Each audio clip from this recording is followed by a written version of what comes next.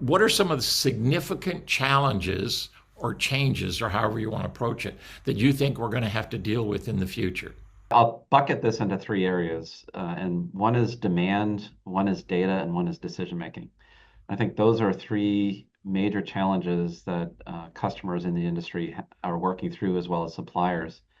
So on the demand side, we're seeing, I'm not going to say unprecedented demand, because obviously when the industry was first growing back in the 30s, 40s, 50s, there was a lot of demand for technology and product. But over the past several years, we've seen a tremendous amount of demand driven by grid modernization, driven by aging asset replacement, and more so recently driven by data center demand, especially associated with AI, as well as the integration of renewables. So if you think about all that is driving a significant amount of demand for product in our industry.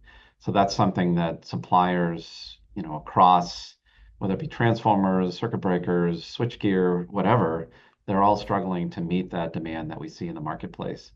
When we look at data, there's always been data available in the utility industry, but as we've seen a conversion to digitalization, there's so much more data that customers have to work through and try to understand. And in addition, they've got challenges with cybersecurity and how to manage the data protection side of things, and also data ownership. So I think data is a big area that creates its own challenges for the industry. And then the third, related to decision making, is what do you do with all that data? So you've got a tremendous amount of data coming in. You've got an aging workforce where a lot of the expertise has either retired or is going to retire in the next 10 years or less. So what do you do to make decisions on that data that you're receiving, and how do you use that in a useful way? So I'd say these are three of some of the major challenges that the industry is seeing today.